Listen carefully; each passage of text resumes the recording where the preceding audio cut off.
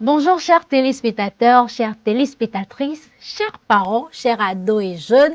C'est toujours pour moi un réel plaisir de vous retrouver sur les ondes de votre chaîne santé, votre chaîne utile, la chaîne Est Docteur TV. Aujourd'hui, dans votre émission préférée, l'émission Les Jeunes en parlent, nous voulons discuter d'un sujet qui me tient particulièrement à cœur et bien évidemment également à mes invités à cœur. Nous savons tous que nous sommes en vacances, tout le monde a déjà ses résultats, tout le monde est déjà fixé, que ce soit bon ou pas, on a déjà pleuré, on a déjà ri, et on assume et on avance. Mais qui dit vacances dit en même temps détente, dit pas d'école, pas d'université, nous sommes tous à la maison, cloisonnés, avec aussi des personnes qui ont quitté les milieux ruraux pour venir nous rendre visite, ou des personnes aussi qui ont quitté la ville pour aller dans des endroits où les yeux des parents ne sont plus, ou les parents qui sont préoccupés par la recherche des moyens financiers pour pouvoir préparer la rentrée scolaire ne sont plus aussi très attentifs ou très sévères entre guillemets. Et cela pourra rester aussi place à certains défis. Surtout la sexualité précoce non protégée chez les adolescents et les jeunes qui pourraient donc aboutir à des grossesses précoces. Alors que mon souhait pour vous, le souhait de mes invités pour vous, c'est que toute élève, surtout toutes les filles, puissent rejoindre les classes au cours de la rentrée prochaine. Alors, comment faire pour qu'on puisse atteindre 0 grossesse pendant ces vacances scolaires? C'est de cela que nous allons discuter pendant les quelques minutes avec mes invités aussi qui sont de la partie. Merci de tout le temps être présent et de suivre cette émission préférée. Alors, pour ce matin, nous sommes avec maman la gynécologue. C'est une habituée du plateau, mais c'est maintenant que j'ai découvert notre nom, hein, maman la gynécologue. Bonjour, docteur Ingrid. Bonjour, docteur Dorcas. Comment ça va? Ça va très bien. On me dit comme maman la gynécologue. Bon. C'est juste un petit nom. Je m'identifie comme la maman de, que vous soyez jeune fille, que vous soyez maman même. Oui, je suis votre maman. Ça crée ce lien affectif qui amène les patientes à s'exprimer de manière plus facile et de manière plus fluide. Donc oui, je suis votre maman gynécologue depuis longtemps. Maman gynécologue, hein. Et oui, quand même, elle reste quand même l'une, hein, pour ne pas dire, non, je ne vais pas dire ça pour qu'on ne me serre par le cou, je voulais dire la seule. Parce qu'on a des prestataires de santé, mais il y a très peu de prestataires de santé qui sont également des activistes dans ce domaine. Elle est donc une référence pour nous. Merci beaucoup d'arriver à joindre le service avec le social. C'est une grande activiste en matière des droits en santé sexuelle et reproductive et c'est toujours un plaisir pour nous de vous avoir sur ce plateau. Alors, nous sommes également avec M. Credo Ameyi. Il est le président régional du mouvement d'action des jeunes au niveau donc de l'association togolaise pour le bien-être familial et pour la région maritime. C'est ça. Bonjour Credo. Bonjour Dorcas. Comment ça va? Ça va très bien. Ça va super bien. Et les jeunes du MAJ? Ils vont bien. Ils vont super bien. Alors, lorsqu'on parle de la région maritime, c'est que vous suivez la cisure qu'on a fait sur le plan national, mais vous couvrez à la fois le Golfe et la région maritime. Normalement, c'est toute la région. Ok. Mais faute de moyens, il y a des activités que nous n'arrivons pas à faire dans certaines villes qui sont éloignées, des villages qui sont éloignés. Mais il y a quand même des projets qui viennent, qui nous forcent à aller dans ces villages, dans ces coins reculés, pour leur offrir les mêmes informations que les jeunes de Tchédié et de Lomé. D'accord. Merci. Alors, aujourd'hui, on veut parler vraiment des grossesses précoces. C'est un sujet que, lorsqu'on prend tout MAJ, c'est un sujet qui vous tient vraiment à cœur. Et on remarque quand même qu'au cours des années, au cours de tout le long de l'année scolaire, vous intervenez dans les écoles, vous intervenez un peu partout pour que chaque jeune puisse avoir une sexualité responsable. Est-ce que vous remarquez que les vacances ou peut-être à la rentrée scolaire, les adolescentes, quand on parle de grossesse, c'est bien vrai que les messieurs aussi ont leur rôle à jouer, mais c'est sur la femme qu'on observe le physique. Est-ce que vous avez également fait ce constat que les vacances scolaires restent quand même, si on peut le dire ici, un facteur de risque pour les grossesses précoces? Bien sûr, pendant les vacances, les jeunes sont un peu plus libres, loin des regards des parents et se livrent à plusieurs activités, à des rencontres inattendues comme attendues. Par exemple, un jeune qui quitte la ville pour aller chez les grands-parents au village pour découvrir comment ça se passe là-bas et vice-versa. un jeune ou une jeune qui quitte le village pour la ville. Et ça, vu que le jeune n'a pas en tête qu'il a les cours, qu'il a un devoir à passer, tout, il se livre à n'importe quoi, si je peux dire ça comme ça. Et ça donne à beaucoup de choses qui... Okay. Non, allez-y, il n'y a pas de souci. Ça donne à beaucoup de choses. Ça donne à plusieurs activités, que ce soit des jeux entre camarades, des projets qu'ils mettent entre eux et même vont jusqu'à des rapports sexuels non protégés. Et comme ce sont très souvent des rapports sexuels il y a de très fortes chances que la fille tombe enceinte, comme vous l'avez dit, c'est une responsabilité des deux parties, mais c'est plus chez la femme qu'on le remarque.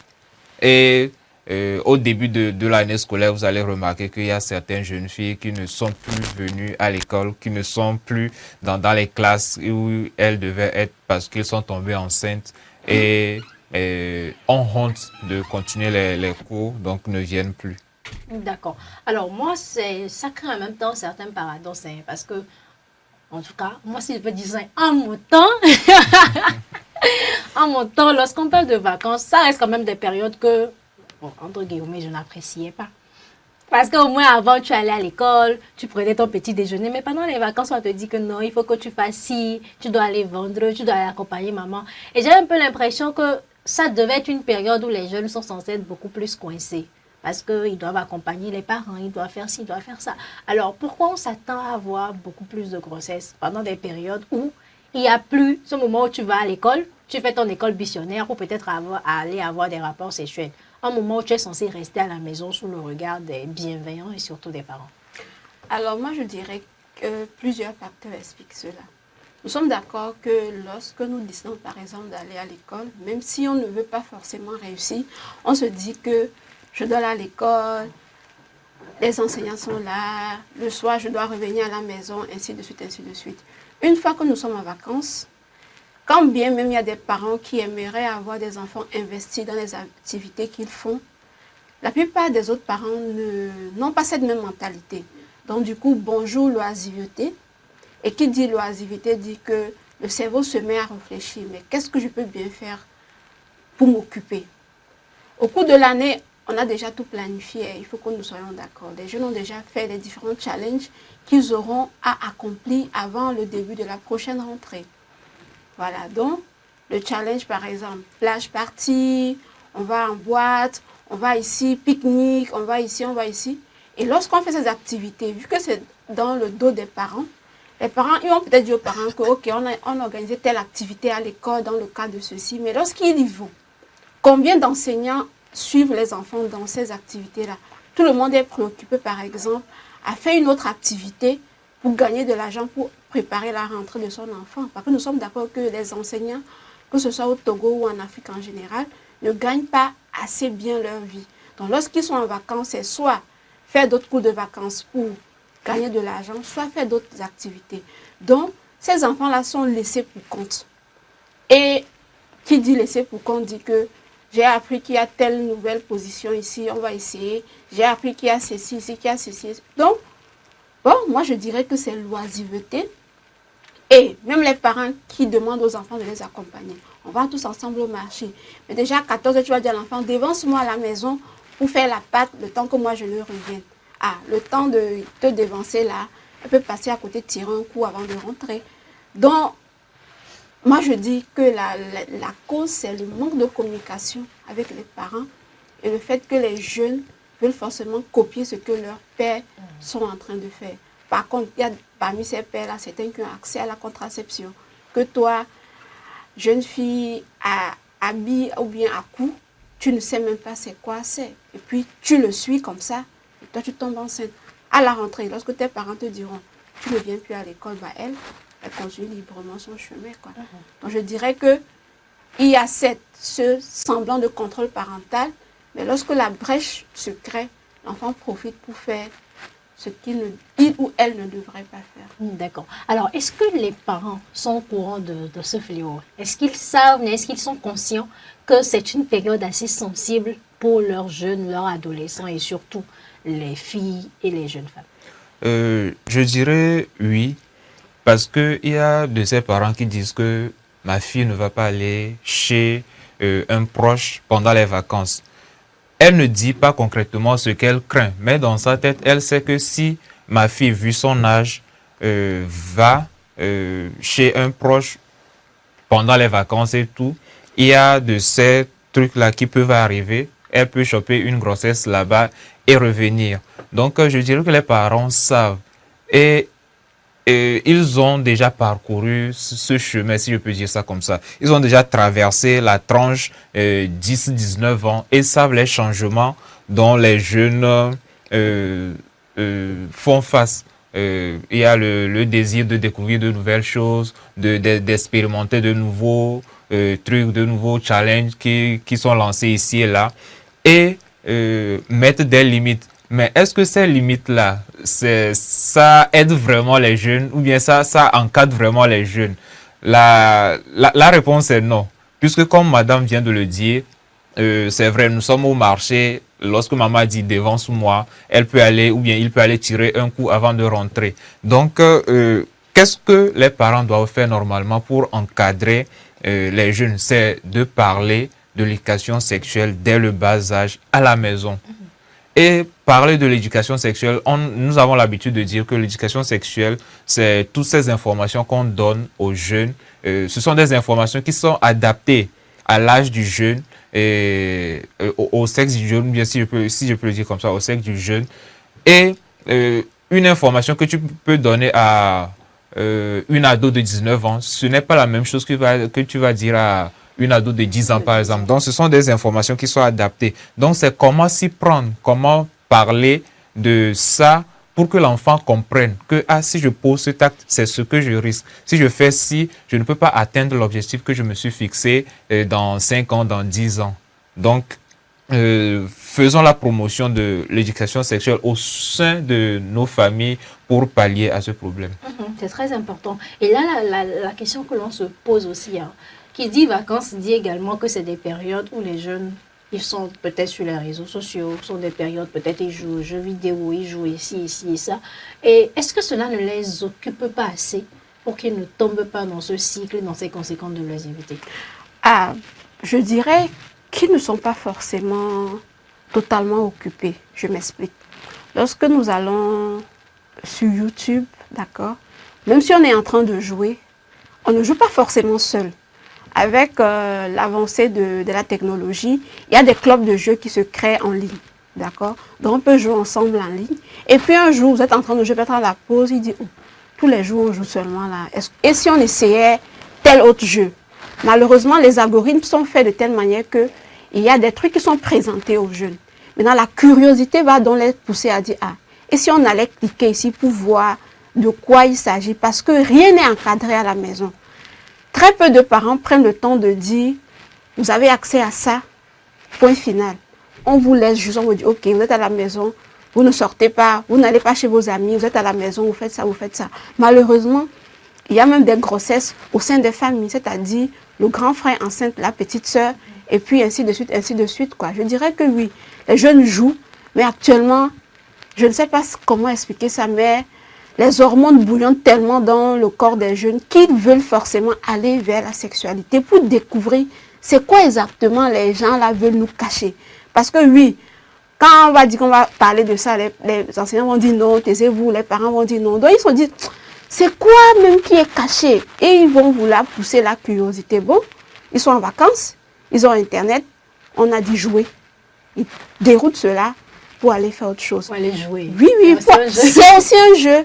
Et c'est vraiment triste parce que vous voyez, au Togo, une adolescente sur 6 accouche par année. Dans la région de la Cara, nous sommes à 25%. C'est énorme, c'est énorme.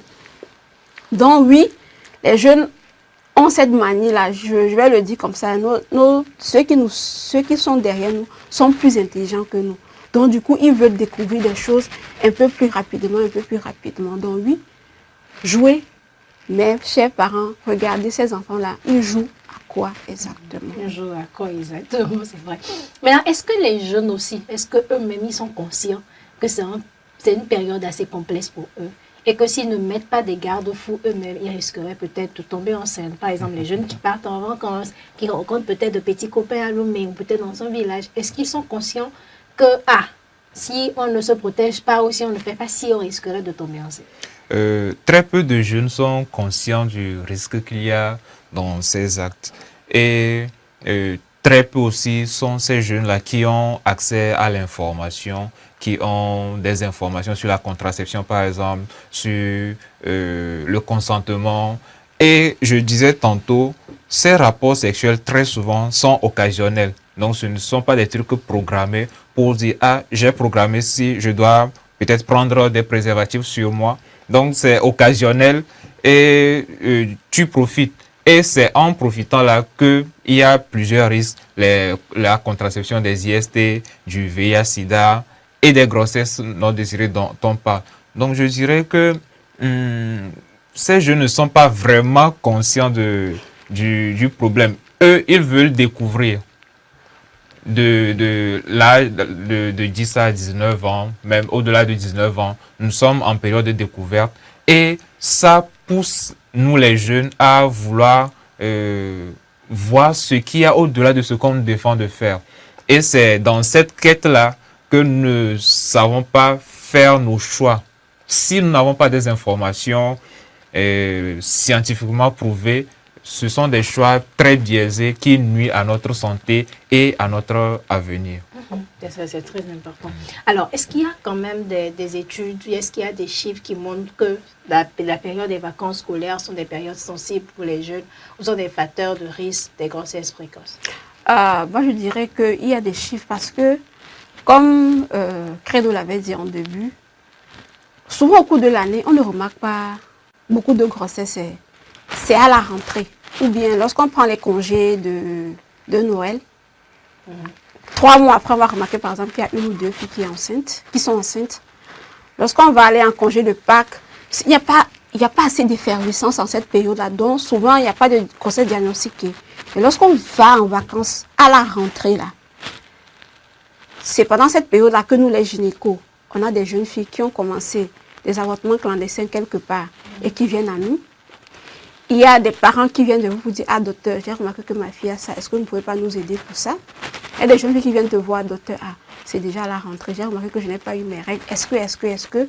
Et à l'école, les enseignants remarquent également que, la jeune fille qui était toute fine en vacances, là, le ventre commence par s'arrondir. Malheureusement, nous les filles, on a cette chance de grossir, le ventre va s'arrondir lorsqu'on tombe enceinte. Mais le petit garçon qui a tiré, qui est enceinté, lui, il est tranquille, il va rester à ses occupations comme rien ne s'était passé au fait, quoi. Mais c'est toi la fille, ton ventre pousse, on commence pas à te regarder n'importe comment, tu dors en classe, ou alors tu craches beaucoup, ça fait que ça commence pas à attirer l'attention. Donc oui, en 2022, moi ce sont les derniers chiffres que moi j'ai eu.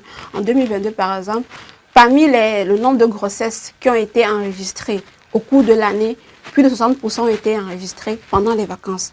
Comme pour dire que les vacances sont vraiment la période où il faudrait vraiment occuper les jeunes, les occuper positivement. Que les parents arrêtent de penser que c'est parce que vous demandez aux enfants de rester à la maison que vous êtes en train de faire quelque chose. Je suis désolée. Quand vous, papa part, maman part, les enfants ont la possibilité de faire des mesquineries entre eux. Aujourd'hui, c'est moi qui sors, demain, c'est toi qui sors, et personne n'est au courant. Ils le font, et vous n'êtes même... Quand papa revient le soir, ça a été la journée, oui, qu'est-ce que vous avez fait en Afrique? Et puis, point quoi. Donc, pour moi, les vacances sont une période où nous devons maximiser. Maximiser dans quel sens? Moi, je dis souvent aux jeunes filles, parce que je continue encore pas à marteler le jeune, on dit oui, je suis maman, je dis oui, je continue, parce que les jeunes filles, malheureusement, continuent pas à être fragiles. Chère jeune fille, tu t'aimes, tu sais ce que tu veux faire, et tu te donnes les moyens pour arriver. Ne laisse pas un jeune homme te dire que tu n'es pas belle, et tu vas commencer par te dire non, je veux prouver que je suis belle, non. Et chers parents, trouvons des activités constructives pour nos enfants pendant les vacances. Il y a ATBF qui organise des camps. Il y a tellement de choses qui sont faites. De telle manière qu'il suffit juste d'inscrire vos enfants. Et quand vous inscrivez vos enfants, Vous devez être en contact avec les formateurs. C'est-à-dire, l'enfant, quand il quitte le matin, ok, maman, on a cours de telle heure à telle heure. Tu t'assures que ce programme, c'est ce que les formateurs ont donné. Il n'y a pas de zéro risqué parce que quand l'enfant sort, même s'il va à la formation, il finit, il revient avec un retard de 20 minutes, de 30 minutes. Tu ne sauras pas vraiment ce que l'enfant allait faire. Mais si tu avais déjà créé en amont un climat de confiance avec l'enfant et que tu lui avais donné des bonnes informations, il aura peur. Parce que ces enfants-là, ils veulent découvrir, mais ne comprennent pas vraiment c'est quoi une grossesse peut amener dans la vie d'un jeune ou bien d'une jeune fille. Parce que qui dit grossesse précoce dit d'abord, le risque, juste pour la santé. Laissons le fait d'abandonner l'école, mais le risque de mourir en donnant naissance. Le risque que ce petit enfant naisse dans des conditions vraiment pas possibles. Ça, c'est juste au niveau, l'instant T. Demain, les parents te diront que dans tous les cas, moi, je n'ai plus l'argent que tu as à l'école. Et c'est fini ça, tu abandonnes l'école, tu es laissé pour compte, si on ne t'a même pas renvoyé de la maison. Ça fait tellement de choses que, moi je dis, quand je vais vouloir éduquer mes enfants concernant les grossesses et tout, moi je vais les mettre devant le fait accompli. C'est que pour s'occuper d'un enfant, il faut tellement de choses.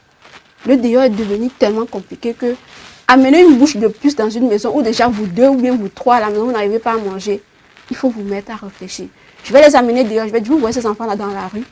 C'est pas parce qu'ils voulaient, mais c'est parce que les parents qui sont les géniteurs n'ont pas eu la force de bien s'occuper d'eux. Est-ce que vous voulez que vos enfants, que vous voulez faire avec ce que vous êtes en train de faire, finissent comme ça?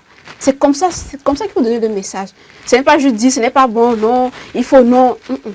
Il faut aller au fait, au fait, au fait. C'est ce que moi, je pourrais dire, quoi. Parce que, en tant que parent, des fois, j'ai peur, quoi. Ouais. C'est vrai, hein, qu'en tant que parent, j'avoue, j'imagine. Je me demande aussi que c'est la crainte que chaque parent partage. Hein, que peut-être mon petit garçon, il m'a amené peut-être une fille qui est enceinte ou que ma fille tombe enceinte de quelqu'un. Et ce qui est drôle aussi, c'est comme vous l'avez dit, hein, c'est la fille qui porte toute la charge. Si le monsieur dit que ce n'est pas son enfant, tu vas faire comment? Tu reviens donc pour tes parents, etc. et tout. Est-ce qu'au cours de vos sensibilisations au sein du MAGE, est-ce que vous martelez sur ces points? Est-ce qu'il arrive quand même pour que les jeunes comprennent que, le plaisir sexuel, d'accord, mais les grossesses et toutes les conséquences qui arrivent, est-ce que ce message est passé? Bien sûr.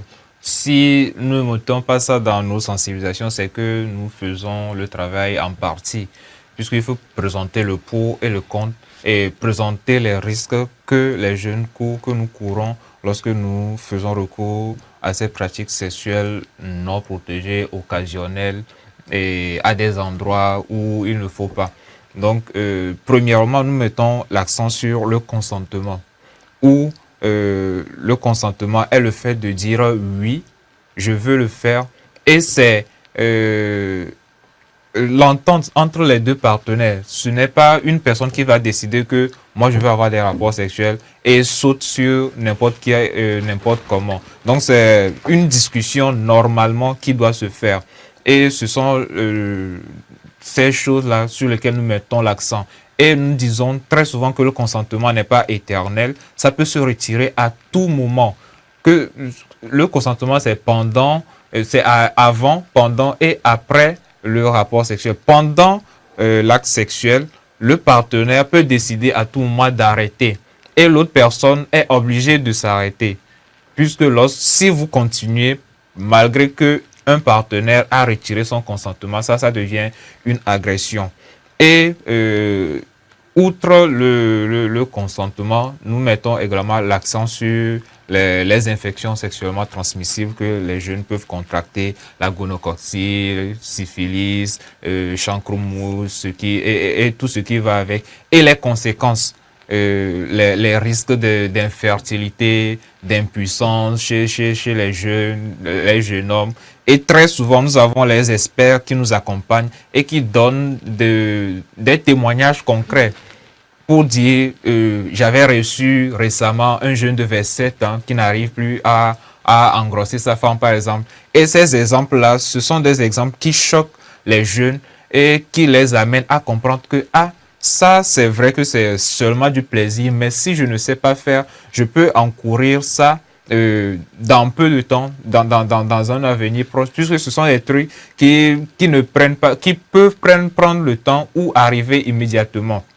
Donc, nous mettons vraiment l'accent sur ces risques que les jeunes encourent, même pour les grossesses précoces, ce que la jeune fille encourt. Madame vient de le dire, la mortalité lorsque la jeune fille veut accoucher, les difficultés financières, par exemple, la femme, bien, la jeune femme ne peut pas prendre soin de l'enfant et nous voyons maintenant de la délinquance juvénile, si je peux dire comme ça, la délinquance des enfants qui sont dans la rue et autres. Donc, c'est vraiment un ensemble d'informations que nous préparons, que nous donnons aux jeunes pour qu'ils prennent conscience vraiment de ce qui en est de ces actes. Et j'ai aussi l'habitude de dire que ça n'arrive pas qu'aux autres. On se dit que non, ça ne peut pas m'arriver et on s'en fout de ce qu'on nous dit en fait, jusqu'à ce que ça ne frappe à ta porte. Donc, à chaque fois que j'ai l'occasion quand même, je dis que ce n'est pas parce que c'est arrivé à Kodjo, c'est arrivé à Adjo que ça ne peut pas m'arriver. Ça ne n'arrive pas qu'aux autres. Si je ne prends pas mes dispositions, ça peut m'arriver à tout moment. Donc, nous faisons de notre mieux pour que les jeunes comprennent le risque qu'il y a derrière. D'accord. Alors, est-ce que vous préparez aussi les vacances avec eux? Est-ce que, parce que nous tous on sait que c'est une période à risque. Oui. Est-ce que cette période est préparée pour eux? Est-ce que des conseils leur sont donnés pour qu'ils puissent savoir comment bien s'occuper pendant ces vacances? Par exemple, le mouvement d'action des jeunes établit un plan d'action annuel. Oui. Et dans ce plan d'action, nous concentrons plus d'activités dans les vacances parce qu'on se dit que les jeunes, nous sommes plus libres dans les vacances. Nous n'allons plus à l'école, des cours de vacances aussi, ce n'est pas à chaque fois. Donc, il y a plus d'activités pendant les vacances. Et rien que cette semaine, nous avons planifié la Journée internationale de la jeunesse sur tout le mois où nous organisons des rencontres éducatives chaque fois pour discuter avec les jeunes sur le thème qui est mis sur la table. Et ainsi de suite, nous organisons des activités de sensibilisation pour impliquer tout le monde. Si moi, en tant que jeune, je conseille à mes pairs de ne pas faire ces actes, de ne pas poser des actes irresponsables, ça va moi aussi me pousser à respecter ce que je dis. Et d'une façon ou d'une autre, ça réduit considérablement le risque que courent les jeunes à des pratiques irresponsables ou à des choix non éclairés. Donc, nous pensons vraiment aux jeunes, nous les impliquons dans les activités, nous organisons des formations, puisque, comme Madame l'a dit, l'oisiveté pousse le jeune à dire « Ah, là, je suis libre, qu'est-ce que je vais faire ?» Mais si le jeune est occupé par quelque chose de constructif, mais amusant pour lui, il y a plusieurs idées qui ne vont pas arriver en même temps. Prenons par exemple une jeune fille qui suit pendant ses vacances une formation en informatique. Lorsqu'elle prend le cours, elle rentre à la maison, elle veut découvrir plus. Donc, va vouloir faire des recherches si elle a un smartphone, faire des recherches, pourquoi le clavier n'est pas ABCD, et ainsi de suite. C'est un exemple que je donne. Donc, ces activités comme ça peuvent réduire considérablement les tentations des jeunes à faire recours à d'autres activités qui ne leur apportent rien que des ennuis. C'est totalement vrai. Alors, qu'est-ce qu'il faut faire pendant les vacances pour les ados, pour les jeunes? Comment les aider à ne pas tomber dans ce fléau dangereux pour eux? Déjà, moi, je dirais que tout part de la maison, en fait. D'accord? C'est-à-dire, papa et maman doivent déjà prendre en main l'éducation de leurs enfants. Et l'éducation, ce n'est pas juste envoyer l'enfant à l'école, qu'il ramène de bons résultats, parce que on ne réussit pas forcément sa vie avec l'école. Maintenant, lorsque les enfants vont à l'école, vous essayez moi je dis, j'essaye de voir ce que mon enfant aime. Au cours de l'année, ce n'est pas toujours possible de faire plusieurs activités à la fois. Si ma fille me dit par exemple, maman, je remarque que ma fille aime par exemple cuisiner, pourquoi pas par exemple en vacances lui offrir une formation en restauration, dans un restaurant ou bien dans une école de formation. Si mon fils me dit par exemple, maman, moi, j'aimerais bien connaître comment faire les coiffures des hommes et tout, s'il a l'âge pour aller apprendre, pourquoi ne pas trouver un salon près de la maison, l'inscrire là-bas et qu'il apprenne à faire la coiffure. Si moi je me dis c'est ça, moi je joue sur les passions des jeunes. Parce que si c'est quelque chose que l'enfant aime, lorsqu'il va aller, il va vraiment s'intéresser. Mais si vous le forcez, non, toi tu dis coiffure, là, on t'a dit que dans cette maison de les coiffeurs, tu vas aller faire informatique. L'enfant ne s'intéresse pas à l'informatique. Quand bien même l'informatique, c'est l'essence de tout ce qu'on veut faire actuellement, on va avoir une autre manière de lui apprendre la chose. Tu vas lui dire oui, par exemple, ok, tu vas faire ta coiffure, mais est-ce que tu ne penses pas que 2 semaines aussi, tu peux aller voir quand même, parce que tu peux être intéressé par l'informatique. Voilà. Amener également nos enfants un peu plus tôt dans le monde associatif. Quelque chose qu'on laisse les enfants, ils sont là, ils ne savent même lire, bien lire, les enfants ne savent pas le faire. Ils lisent juste, ah non. Prendre juste le temps de former les enfants en vacances, même à la maison, c'est pas forcément aller ailleurs, quoi. Mais jouons sur les passions de nos enfants. Et ce n'est que comme ça qu'ils pourront s'intéresser à cela. La vie associative, c'est très bien. Parce que quand je vois les enfants qui grandissent dans un milieu associatif, ils sont beaucoup plus productifs que les enfants qui ont tendance à rester à la maison. On aime dire que quand l'enfant reste à la maison, il est protégé. Non. Le dehors est même risqué, quoi. Autant l'envoyer dans le monde associatif, il va se heurter à des comportements qui vont peut-être des fois le dépasser. Mais à côté, il y a toujours des encadreurs qui vont dire, voilà, devant cette situation comme ça, devant cette situation comme ça. Et un peu, lorsqu'il arrive en 3e ou en seconde, une autre activité. De telle manière qu'avant que l'enfant ait le bac, il sait faire quelque chose de ses mains, en plus de son diplôme. Et demain, ces activités qu'il aurait appris pendant le parcours scolaire, pourra même vous aider, vous parents, à mieux financer ses études universitaires. Donc pour moi, je dis, on joue sur la passion des jeunes et on les accompagne mollo. Mais quoi qu'on dise, le dehors, il est ce qu'il est. On établit un climat de confiance à la maison. Parce que c'est bien de dire aux enfants, abstiens-toi. Mais tu t'abstiens pourquoi? Maman, pourquoi je m'abstiens? Pas dire non, juste, non. Tu expliques clairement, comme il a dit, il faut montrer les conséquences. Une activité sexuelle précoce peut faire ceci. Si tu te préserves, est-ce que tu ne penses pas que c'est mieux? Voilà.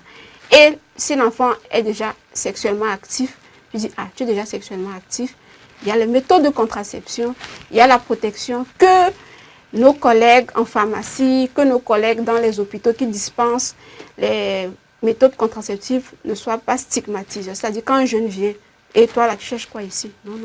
On accompagne les jeunes aussi bien pour leur développement personnel, mais également pour leur insertion dans la société, quoi. Jouons sur la passion de nos jeunes, donnons-leur la bonne information et accompagnons-leur de manière positive. D'accord, super. Merci beaucoup, maman la gynécologue. Alors, Credo, est-ce qu'il y a encore d'autres astuces que tu aimerais donner pour que les jeunes, les ados puissent donc prévenir ces grossesses pendant les vacances? Ok. Madame vient de le dire, maman la gynécologue. Maman la gynécologue, qui va baptiser comme ça. Vient de le dire, d'initier très tôt les enfants, bien les jeunes, à la vie associative. Moi, j'ai commencé en 2021 et c'est grâce à mon père. Et voilà là où j'en ai. je suis. Bon? C'est lui qui a demandé à ce que vous puissiez intégrer une association. Il y avait le staff de la TBF qui était venu lors d'une formation des enseignants. Ils ont présenté l'association. Okay. Et puis il était intéressé. Il est rentré, il m'a parlé de l'association. Moi aussi, j'étais intéressé. Il m'a conduit. On a fait l'adhésion et tout. Et ça a commencé comme ça. Aujourd'hui, je suis le président du MAJ, Antenne Maritime. Et j'apprends chaque jour que Dieu fait à collaborer avec mes pairs, à mener à bien une activité, à rédiger un rapport et tout. Donc c'est très important la vie associative. On se dit que nous n'avons pas l'argent pour nous déplacer et tout, mais est-ce que c'est vraiment ça le problème? Est-ce que c'est la source du problème en réalité? Non. Et nous venons de dire aussi que ce n'est pas en gardant l'enfant à la maison qu'on le protège. Non, loin de là, moins d'intention maintenant, l'enfant sort et fait un truc dehors et revient comme si de rien n'était. Après, ce sont les conséquences qui vont montrer que il était sorti tant pour faire ça. Donc, le mieux, c'est de leur présenter le pour et le contre de l'activité, comme madame vient de le dire, lui dire, si tu t'abstenais, c'est pas mieux, puisque si tu commences très tôt ton activité sexuelle, voici les risques que tu cours. Tu peux tomber enceinte, tu peux contracter une IST, le VIH, SIDA, ainsi de suite. Bon, mon fils, maintenant, je sais que tu es sexuellement actif. Il y a des méthodes de contraception pour que tu ne tombes pas enceinte, pour que tu ne contractes pas des IST et que tu évolues dans tes activités. Donc, c'est mieux comme ça plutôt que de dire que non, ne fais pas des activités sexuelles, point. L'enfant, plus on lui dit comme ça, il veut découvrir ce qu'il y a en fait. Pourquoi on lui dit de ne pas faire? Donc, c'est mieux, comme je le dis, l'ESC, c'est tout un ensemble d'informations qui sont complètes. Si c'est partiel, le travail n'est pas fait. Donc, c'est mieux de donner toutes les informations et de laisser le libre choix à l'enfant de choisir, mais tout en contrôlant ses choix, en lui disant que non, si tu fais comme ça, c'est mieux. Si tu fais ça, c'est mieux. Nous sommes tes parents, on ne te souhaite que le bien. Donc, mieux tu le fais comme ça, tu le fasses comme ça et ça, tu peux atteindre facilement tes objectifs. Donc, la grande partie, je dirais, ce sont les parents, les tuteurs des enfants et aussi la société dans laquelle nous sommes. Si l'enfant sort et a des informations qui ne sont pas exactes à l'extérieur, aussi c'est un autre problème. Et il y aura confrontation des deux réalités. Mon parent me dit de ne pas faire ça, le dehors dit que c'est plutôt ça qu'il faut faire. Il y aura cette incompréhension sur le sujet et ça revient au même. Donc c'est peut-être à travers ces émissions, sensibiliser aussi ceux qui sont à l'extérieur pour que lorsque l'enfant sort de la maison et va dans le monde, comme madame le dit, que ces informations soient les mêmes informations qu'il a à la maison. Et comme ça, on verra, on peut réduire le risque de grossesse précoce. D'accord. Alors, comment on peut impliquer aussi les garçons dans cette lutte? C'est bien vrai quand tous les conseils, on parle filles, on va sensibiliser les filles, etc. et tout. Mais est-ce que les garçons aussi doivent être impliqués? Et quel est le message qu'on doit leur faire passer? Les garçons doivent être complètement impliqués parce que une grossesse, ce n'est pas quelque chose qu'on voit dans de l'eau. C'est un rapport sexuel entre une femme et un homme qui a donné la grossesse. Alors, le message aux garçons, soyez premièrement responsables, d'accord? Moi, je me dis qu'en tant que garçon, que j'ai des sœurs ou bien que je n'ai pas des sœurs, l'empathie doit me driller dans tout ce que je fais. Donc, je me dis, si je m'adonne à des rapports sexuels non protégés avec une jeune fille, et que si elle tombe enceinte, qu'est-ce qu'elle va devenir? Qu'est-ce que nous allons devenir? Parce que si je ne suis pas responsable, je vais me dire, si elle tombe enceinte, ça fait son problème. Moi, je peux même dire que ce n'est pas mon enfant et puis la vie continue, quoi. Yeah. Mais une fois que je suis responsable, je me dis, si elle tombait enceinte, nous sommes tous les deux impliqués. Est-ce que nous avons les moyens pour mener à bien cette grossesse, pour éduquer cet enfant? Et une fois que la réponse est non, si vous décidez d'être sexuellement actif, vous enfilez un préservatif et on n'en parle plus. Ça, c'est la responsabilité. Nous devons être des grands frères, des papas et des amis pour vos amis filles. Je m'explique. Moi, je dis souvent, la responsabilité ne vient pas avec l'âge, mais c'est avec ce que tu reçois à la maison. Donc, si tu as eu la grâce d'avoir des parents qui donnent une bonne éducation à la maison, tu dois également transmettre cela à toutes ces personnes-là qui sont autour de toi. Tu remarques, par exemple, que tu as des amis qui sont, voilà, quand ils entendent sexualité, ça bouge.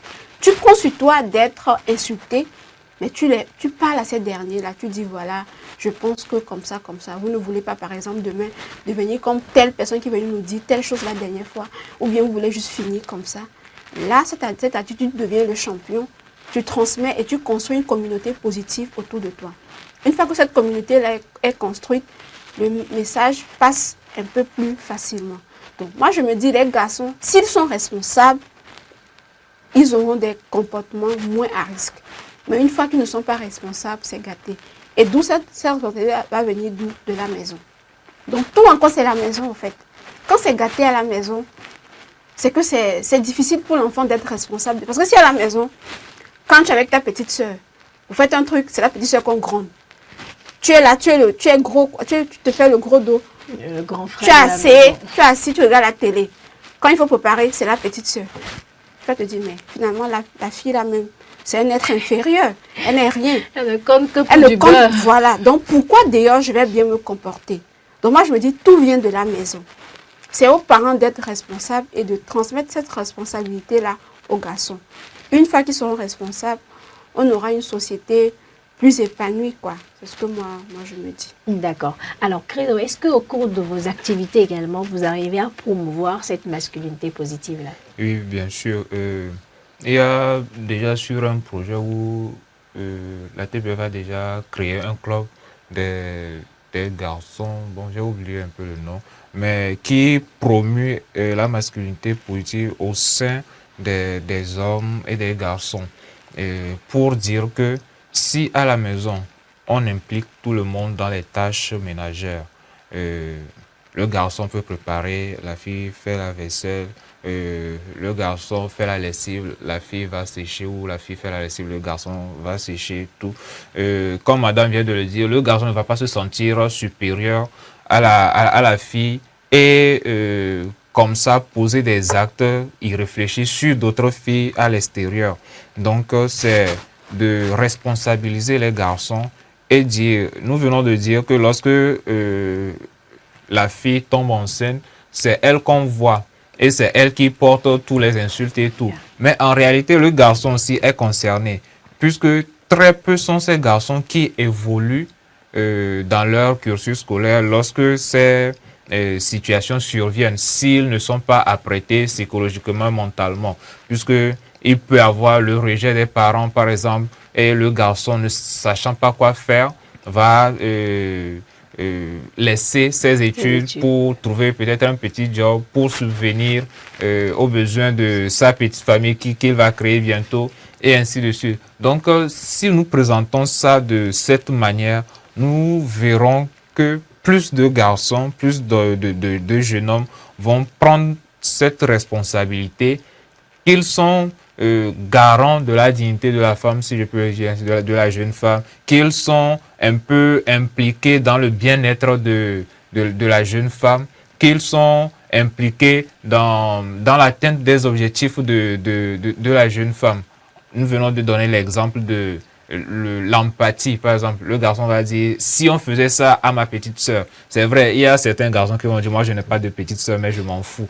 Est-ce que c'est réellement ça? Donc c'est important d'impliquer les jeunes hommes en les mobilisant sur la masculinité positive, en les impliquant dans les tâches ménagères. Ne pas dire que toi tu es garçon, donc si il y a à faire la cuisine, maman appelle la jeune fille et laisse le garçon qui suit la télé. S'il y a la lessive à faire, laisser le garçon jouer ballon et appeler la fille, donc d'impliquer tout le monde. Et nous verrons que ces petites actions que nous allons mener dans notre petite famille ou grande famille va porter plus d'impact sur notre communauté. D'accord, c'est super. Alors, est-ce qu'au cours des vacances, est-ce que vous voyez qu'il y a des campagnes spécifiques, que ce soit au niveau du ministère de l'Éducation, que ce soit au niveau des organisations de la société civile, est-ce qu'il y a des campagnes spécifiques qui rappellent aux parents que, nous sommes dans une période à risque, essayez d'occuper sainement vos enfants,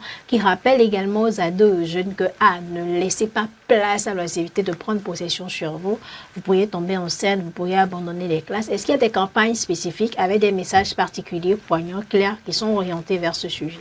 Moi, je dirais qu'il y a des campagnes, que ce soit le ministère, que ce soit la TBEF, que ce soit, je vois des ONG, des organisations, la société civile, qui mènent des activités dans ce sens-là, mais qui n'incluent pas forcément les parents.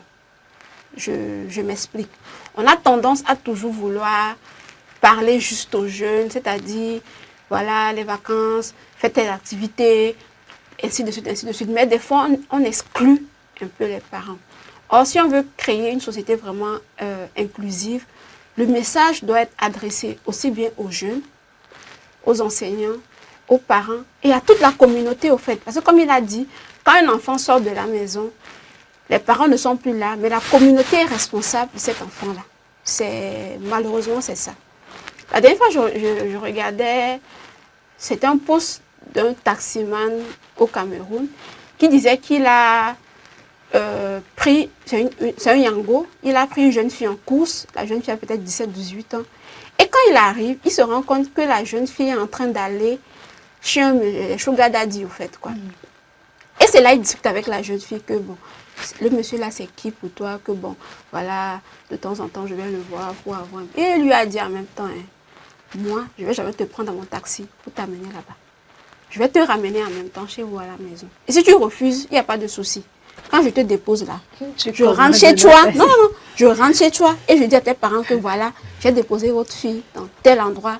Elle a rendez-vous avec XXX dans tel compte. Et la jeune fille a dit, ah bon? Elle dit, oui, si tu penses que je doute, je suis en train de mentir, la jeune fille a dit, ok, dans ce cas, il faut me ramener. Il l'a ramené à la maison. Et c'est là qu'il a fait le post pour dire que, selon tous responsables, c'est pas parce que c'est pas ta fille que tu la vois en train d'aller faire un truc qui n'est pas bien pour son âge et tu vas la laisser. Que si chacun de nous essayait de faire un peu, on pouvait construire une société plus positive, quoi. Parce que malheureusement, nous sommes là en train de frapper sur les jeunes garçons, mais à côté, il y a ces hommes-là, ces pères de famille qui profitent des vacances pour faire du n'importe quoi avec les jeunes filles. Parce que la jeune fille se dit, ok, je suis en vacances, je veux un iPhone, je veux aussi aller à Kwalimé, je veux aussi faire ceci. À côté, il y a ces jeunes hommes-là, ces messieurs-là. Ok, on va profiter de ça pour faire du sale, pour s'amuser un peu. Et bonjour la délinquance, bonjour la petite au début, tu discutais juste parce qu'elle voulait aller manger, sans savoir que tu voulais aller avoir des rapports sexuels avec elle. Elle te dit non, je ne veux pas, tu la violes. Tu dis, est-ce qu'on t'avait forcé? C'est toi-même qui est venu. Donc, c'est tellement multifactoriel qu'il faudrait que ces messages, mais ces campagnes que nous sommes en train de mener, ne soient pas seulement orientées vers les jeunes, mais que ça touche tout le monde. Que tu sois parent, non-parent, femme, homme, tu dois être le message, on doit rédiger des messages clairs. Non aux violences basées sur le genre, parce que la loi telle condamne, et voilà. Si je suis témoin de ça, je dois être capable d'aller porter plainte pour dire, ah, j'ai été témoin. Malheureusement, ce n'est pas ça. On a adopté des lois qui, sur le terrain, ne sont pas réelles. Et des fois, ça choque au fait. La dernière fois, il y a un groupe de bandits qui a été arrêté à Baguida. Ils se sont passés pour des benguistes. Mais comme quand toute jeune fille entend benguiste, ah, c'est de l'argent. Quelqu'un que tu n'as jamais vu, il te donne rendez-vous à 22h. Il te dit, ok, quand tu arrives, je vais envoyer une moto te chercher. Toi aussi, tu te montes sur la moto. Et quand tu arrives, on te dit, on va te violer, tu cries. Tu connaissais la personne à où? Maintenant, c'est aussi aux parents. Éduquons bien nos filles. Ne laissons pas, je ne sais pas. Ah. Est-ce que c'est eux qui n'éduquent pas assez? Peut-être aussi c'est nous les filles qui n'écoutons pas. Hein? Bon, ok. Nous les filles, arrêtons de croire que c'est un shawarma qui va changer notre vie, quoi. Arrêtons. On est belle, on est intelligente, on est plein de potentiel, on peut faire tellement de choses, quoi. Les benguis, là, si vous voyez même dans quoi ils dorment là-bas, là, vous allez même préférer encore rester au Togo, quoi. Excusez-moi pour le... C'est juste que ça prend une autre tournure, quoi. Les messages doivent vraiment être orientés et cibler tout le monde. On ne laisse personne à côté, quoi. On cible les jeunes, on cible les parents et on cible toute la communauté. Parce que si ce n'est pas comme ça, tu vas bien faire le travail à la maison. La jeune fille va sortir, aller quelque part, il y aura des parents. Personne ne va même s'occuper d'eux, quoi. Faites ce que vous avez fait, c'est votre... Non. On doit être capable de dire, ah, ma petite soeur, ce que tu fais là, je pense que voilà. De manière vraiment posée, quoi. Sinon, elle va aussi qu'est-ce que tu veux prouver, au fait? Donc moi, je me dis, oui, les actions sont faites, mais ce n'est pas encore suffisant. Ce n'est pas encore suffisant. Alors, qu'est-ce qu'il faut faire alors? Les campagnes sont faites, il y a des messages qui sont faits, il y a beaucoup peut-être d'organisations, la société civile qui se bat, mais ce n'est pas encore suffisant. Qu'est-ce qu'on doit ajouter? Je dirais qu'il faut toujours continuer. Il ne faut pas dire... récemment, j'étais dans une école où il y avait le club ATBF. Et je leur posais la question, vous faites vos activités? Les membres disent oui. Est-ce qu'il y a encore des grossesses non désirées dans votre école? Ils répondent oui.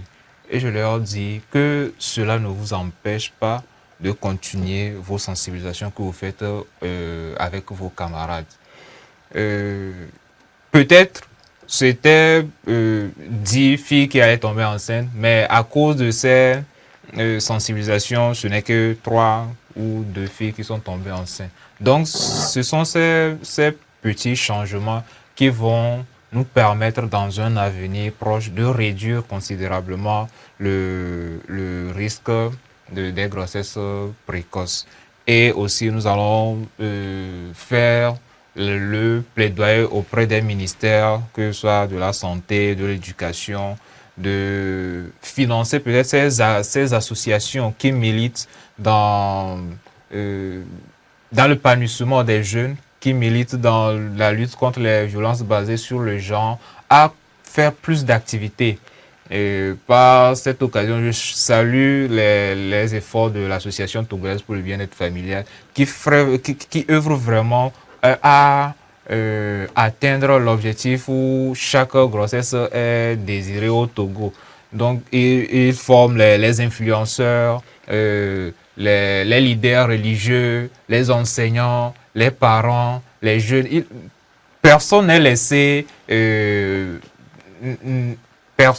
ne dit pas que ces personnes ne sont pas intéressées ou le sujet ne les concerne pas. On implique tout le monde. Et comme je le disais tantôt, c'est de continuer par sensibiliser, par répéter les mêmes choses et tout va s'arranger du mieux que ce soit. D'accord. Merci. Alors, est-ce que quand même, si on veut atteindre ce slogan-là, et si on veut arriver à faire 0 grossesse, est-ce que c'est possible pendant les vacances scolaires? Ah, t'as casse-toi tes questions pièges là. Moi, je dirais, c'est possible et ce n'est pas possible. Je m'explique. Ouais. C'est possible si l'éducation sexuelle complète devient une réalité. Pas de tabou, pas de stigmatisation, pas de silence. C'est-à-dire, on doit parler de tout, partout et avec n'importe qui. Maintenant, non, parce que c'est pas quelque chose qui pourra se faire d'ici 1 ou 2 ou 3 ou 5 ans à un an. C'est un travail petit à petit. Je prends par exemple le projet Ogou que je salue parce que grâce à ce projet, on a eu une réduction quand même de 80%. C'est déjà louable, n'est-ce pas? Mais il y a des régions où c'est comme si là-bas, il n'y a pas écho de ça, quoi. Parce que oui, on peut avoir des avancées, par exemple, à Lomé, voilà, mais tant que dans une autre région, le phénomène persiste, c'est que sûrement on n'est pas en train de bien faire la chose, au fait, quoi. Donc, pour moi, 0 grossesse, on est loin d'atteindre cela. Mais au moins, si on arrive à avoir, je vais dire quoi, 100 grossesses pendant 2 ans, c'est déjà pas mal. Parce que de 2020 à 2024, on a totalisé à peu près 5000 grossesses. On voit que c'est beaucoup. Mais si on se dit qu'en 2 ans ou en 3 ans, on a 100 grossesses, on n'est pas loin du 0, mais on a quand même fait des progrès, quoi. Moi, c'est pas que je ne suis pas Dieu, mais je suis convaincue que 0 grossesse, c'est pas pour 2030 quand même. Ah, 2030, c'est encore loin. Hein? Non, c'est pas pour 2030. Disons-nous 2035. On va mollo. On change de comportement. Les parents comprennent, les enseignants comprennent, les leaders communautaires comprennent. On fait asseoir les projets, on finance les projets. Il y a un suivi. Parce que c'est bien de faire des campagnes, mais est-ce que le suivi est là? Est-ce que vous revenez voir ces enfants-là? Est-ce que voilà, est-ce que? Maintenant, à côté, on a tellement peur des grossesses, à côté, on laisse les infections et tout, quoi. C'est-à-dire, c'est tout un packaging, au fait. Parce que ne disons pas aux jeunes, ne tombez pas enceintes. Elles vont avoir des méthodes contraceptives. Les jeunes garçons vont mettre des préservatifs s'ils le veulent. Maintenant, ceux qui ne vont pas mettre des préservatifs, par exemple, celles qui se disent qu'elles maîtrisent leur cycle et tout, elles vont tomber enceintes. Mais parce qu'on a dit pas de grossesse, je vais aller me faire avorter. Ou bien à côté, je chope un VIH. Donc, moi, je me dis, c'est tout un packaging. L'idéal, 0 grossesse, mais également 0 VIH. 0 avortement dans des conditions bizarres. Moi, je me dis, c'est tout un ensemble, au fait. Et quand ce sera fait ainsi, on pourra fièrement dire qu'on a eu 0 grossesse, parce qu'on a également eu 0 décès et un avortement clandestin. Parce que si j'ai 0 grossesse en milieu scolaire et j'ai 100 avortements clandestins avec 80 décès, et je n'ai rien fait. Il n'a absolument rien fait. Alors, est-ce que pour arriver là, il y a beaucoup de messages, hein, il y a une question des contraceptifs, et quand on arrive au niveau des parents, ce qu'ils racontent aux enfants, surtout pendant ces périodes de vacances, ils sont à la maison, quand l'enfant fait quelque chose, c'est de lui marteler que, ce qu'il faut faire, c'est l'abstinence. Est-ce que vous pensez qu'on devait revenir également à ces messages-là anciens, que pour la plupart de nos parents, de nos grands-pères, de nos grands-mères, sont des messages qui ont marché dans le temps? Est-ce qu'on devait revenir également à ce message ancien, prôner l'abstinence chez les jeunes? L'abstinence, oui, mais ce n'est pas suffisant. Si le jeune décide de pratiquer l'abstinence, c'est tout un accompagnement en fait, puisqu'il est tout le temps tenté et persécuté, si je peux utiliser le mot, par ses amis qui le mettent au défi et tout un ensemble en fait de choses qui va le pousser peut-être à rompre son engagement. Donc l'abstinence, oui, mais il faut faire comprendre à ce jeune, à cette jeune fille, à ce jeune homme, que lorsque tu auras le désir d'aller au rapport sexuel, utilise les moyens de contraception, utilise un préservatif et respecte l'autre personne. Il ne faut pas seulement dire que pratique l'abstinence et puis c'est bon. Il faut lui montrer les autres moyens de prévenir ces grossesses précoces, ces contraceptions de VIH, d'IST. Donc, c'est ce que je dis en fait. L'éducation sexuelle ne se limite pas seulement à donner une partie de l'information. Ce qui nous plaît, c'est ce qu'on dit. Non, il faut donner tout. Il faut donner tout l'ensemble de l'éducation. Et c'est maintenant à la personne concernée de faire le choix. Et nous disons souvent que l'éducation sexuelle permet aux jeunes de faire des choix éclairés. Le jeune a le libre choix. Il peut choisir de faire ce qu'il veut, par exemple, de dire que bon, l'IST, si je sens des démangeaisons, pendant 24 heures, je vais à l'hôpital, on peut me guérir. Donc, le mieux, c'est de ne pas utiliser des préservatifs et tout. Mais si on dit aux jeunes, qu'est-ce qu'on doit dire aux jeunes? Que si on dit aux jeunes? On parlait de l'IST, c'est-à-dire d'arriver à donner toutes les informations aux jeunes. Et pour que le jeune puisse peut-être se rendre très tôt à l'hôpital. Voilà, je parlais tantôt des choix éclairés. Le jeune est libre de faire son choix, de porter ou non les préservatifs. Mais s'il sait que s'il ne porte pas, il risque ceci. Donc, le mieux, c'est de porter des préservatifs, c'est de faire recours à des méthodes de contraception. Ça, c'est un choix éclairé qui est dans l'avantage du jeune. Donc, pour pouvoir faire ce choix, c'est d'avoir toutes les informations liées à sa santé sexuelle, à sa relation interpersonnelle, connaître qu'il est dans une société où il y a la diversité, et ainsi de suite. Donc, l'abstinence, c'est bien, mais ce n'est pas suffisant. D'accord. Alors, très rapidement, quel serait le message que vous donnerez aux jeunes, aux parents, aux garçons et à tout le monde pour qu'on puisse limiter un peu le nombre de grossesses pendant ces vacances scolaires? Ok. Je vais aller descendant. D'accord. À mes petites sœurs, ayez une mission de vie, ayez une vision, travaillez pour atteindre cela. Les rapports sexuels, rien ne presse au fait. Si vous décidez de vous préserver, vous allez gagner beaucoup. Parce que qui dit rapport sexuel précoce, dit que vous ne maîtrisez pas la chose et vous pouvez facilement tomber enceinte. Et le risque d'atteindre vos objectifs sera très très moindre. Là, je parle à mes petites sœurs. Mission de vie, objectif, plan d'action. Retardez le plus possible votre premier rapport sexuel. Ça va à votre avantage. À mes petits frères, les garçons, soyez responsables. Soyez le papa, le frère et l'ami de toutes les jeunes filles qui vous entourent. Quand vous êtes le papa, vous allez l'amener à comprendre pourquoi ne devrait pas aller rapidement vers des rapports sexuels, pourquoi vous-même également, vous ne devriez pas aller vers cela? Quand vous êtes le frère, vous la défendez devant des situations un peu bizarres. Et quand vous êtes l'ami, vous la comprenez et vous l'accompagnez. À vous, les parents, instaurez un climat de confiance avec vos enfants. Je ne vais cesser de le dire, soyez les premiers amis de vos enfants. Et quand c'est fait ainsi, ces enfants-là pourront facilement venir se confier à vous. À nos enseignants à l'école, soyez plus regardants. Ne vous limitez pas juste à faire les cours, mais allez un peu plus en profondeur. Parce que oui, nos enfants au cours de l'année passent le plus de temps avec vous. Et lorsqu'ils créent ce lien-là avec vous, on compte sur vous par exemple pour nous dire que papa j'ai remarqué ceci, maman j'ai remarqué cela. Peut-être il faut faire comme ça pendant les vacances ou encadrer votre enfant comme ça, comme ça, comme ça. Aux divers leaders communautaires, que ce soit les prêtres, les pasteurs, les imams, soyez également un relais de cette éducation sexuelle complète positive que nous essayons de faire sur le terrain. Parce que oui, les fidèles acceptent facilement ce que le pasteur ou le prêtre dit.